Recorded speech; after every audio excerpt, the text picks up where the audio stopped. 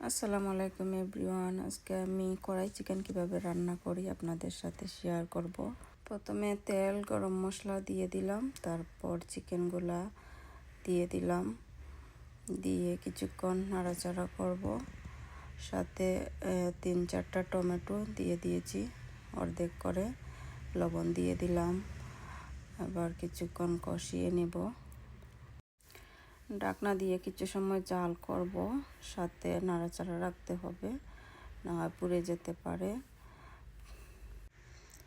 চিকেনটা ভালোভাবে কষানো হয়ে গেলে তারপর এখানে আবার আমি নেড়ে চেড়ে মশলা অ্যাড করব।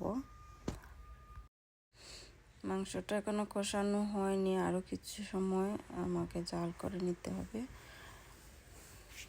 এবার আমি এখানে মশলা অ্যাড করব, পেঁয়াজ বাটা, রসুন বাটা, আদা বাটা, এগুলো দিয়ে আবার নেড়ে চেড়ে তারপর গুঁড়া মশলা অ্যাড করব।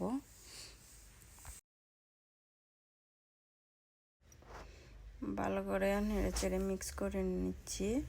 এবার এখানে হলুদ গুঁড়া, মরিচ গুঁড়া, জিরে গুঁড়া দিয়ে আবার মিক্স করে কষিয়ে নেব মশলাগুলো ভালো করে।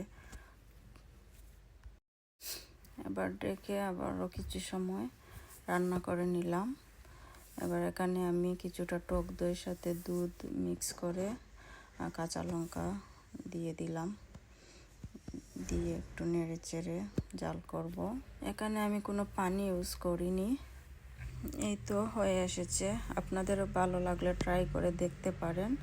এবার আমি ধনেপাতা কুচি দিয়ে নামিয়ে নেব।